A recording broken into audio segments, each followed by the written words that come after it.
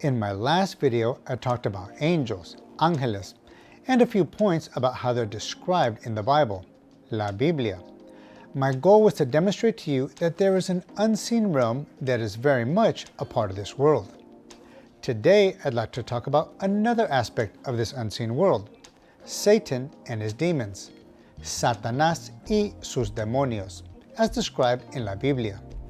Again, I will teach you some Spanish as it relates to this topic, so stay with me.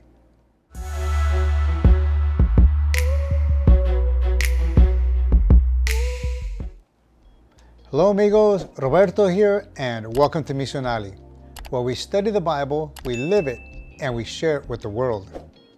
Now, before we actually get into today's topic, let me first go over a few helpful grammatical and pronunciation tips. Number 1, the word for Satan is Satanás. Now, make sure you put the emphasis on the last syllable, Satanás. This is a Hebrew word that means adversary or adversario. Tip number 2, demons are demonios. Emphasis on the middle syllable, demonios. The third and final tip is this. I will be referencing Bible books, chapters, and verses to support the description of Satanás y sus demonios. Now, the Bible book will be listed alongside its English counterpart, so no problem there. But capítulo means chapter and versículo means verse. For example, Juan capítulo 3, versículo 16. Got it? Muy bien. Let's begin with our first point. Los demonios son ángeles malignos. Here, you already know that demonios are demons and that ángeles are angels. So let's focus on malignos. Now this word looks a lot like malignant. So right away, we know that this is something that can produce death or deterioration and is evil in nature. Our translation then is demons are evil angels. The point here is that God did not create evil demons.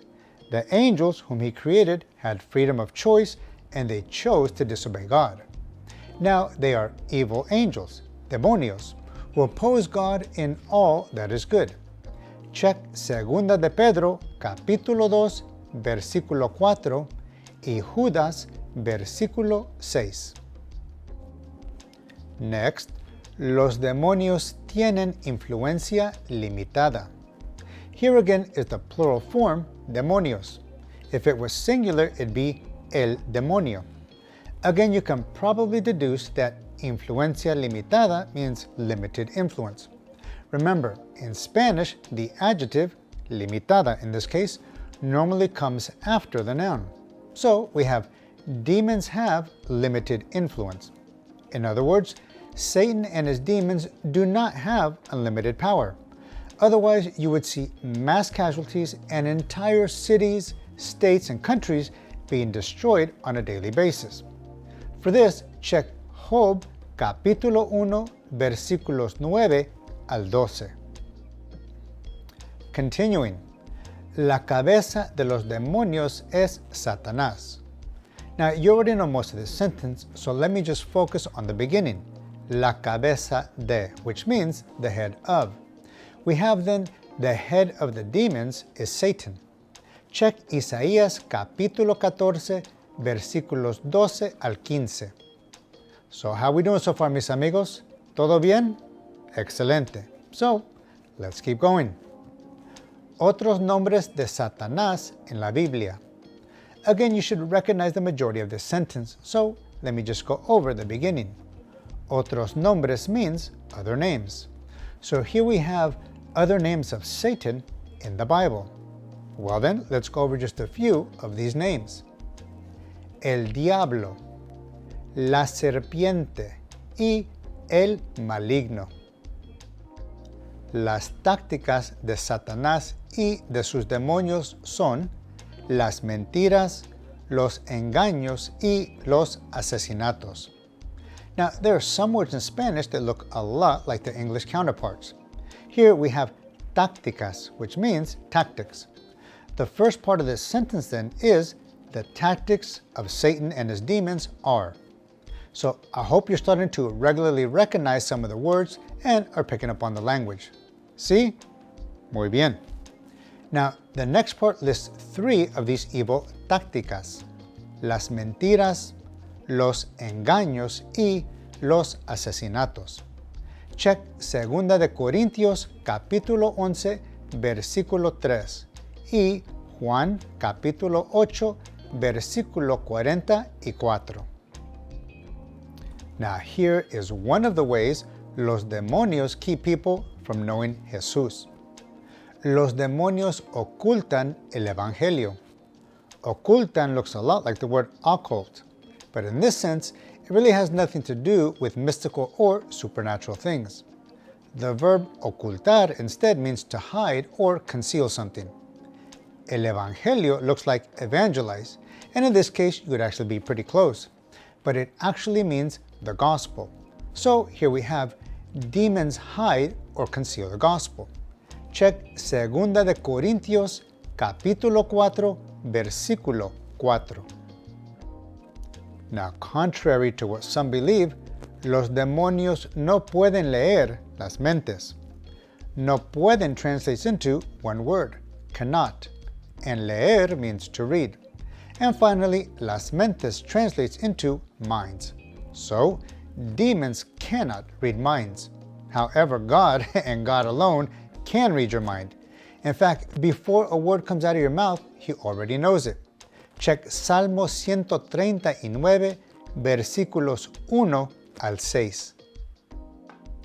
And be comforted, my brothers and sisters, by the fact that podemos resistir al diablo y a los demonios con la autoridad de Jesús. This, my amigos, is a beautiful fact. Podemos means we can. And as you can probably guess, resistir stands for resist. So the beginning here translates into we can resist the devil and his demons. Now the next part is very important, so don't miss this. Con la autoridad de Jesús, which means with the authority of Jesus. Remember, Jesús has all authority in heaven and on earth. Mateo capítulo 28, versículo 18. And when we submit to God, we can resist the devil. Santiago capítulo 4, versículo 7. Now, as a final exercise, let's review each sentence that we went over today. Los demonios son ángeles malignos. Los demonios tienen influencia limitada. La cabeza de los demonios es Satanás. Otros nombres de Satanás en la Biblia son el diablo, la serpiente y el maligno. Las tácticas de Satanás y de sus demonios son las mentiras, los engaños y los asesinatos. Los demonios ocultan el evangelio. Los demonios no pueden leer las mentes. Podemos resistir al diablo y a los demonios con la autoridad de Jesús. Well, mis amigos, I hope that you found our time interesting and beneficial. If so, please give the video a like, subscribe to the channel, and share it with others. As always, mis amigos, thank you so much for watching, and Lord willing, I will see you in the next video.